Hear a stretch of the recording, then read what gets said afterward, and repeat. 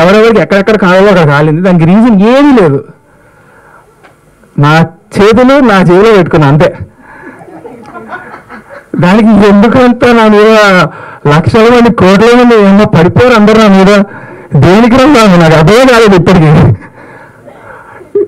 అయితే చాలా మంది చెప్పొచ్చింది ఏంటంటే స్టేజ్ మీద ఒకలాగా బిహేవ్ చేయాలంట.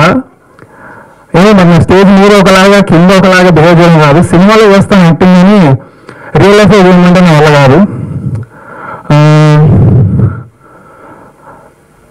ఒకవేళ నేను టైం ట్రావెల్ చేయగలిగి September 16th, 2022 మళ్ళీ అదే రోజులోకి వెళ్తే నేను మళ్ళీ అలాగే నిల్చుంటా, మళ్ళీ అలాగే మాట్లాడతా, మళ్ళీ చేస్తాను. ఎందుకంటే నాకు తెలియదు నేను ఏ తప్పు చేయలేదు, ఎవరిని డిస్రెస్పెక్ట్ చేయలేదు.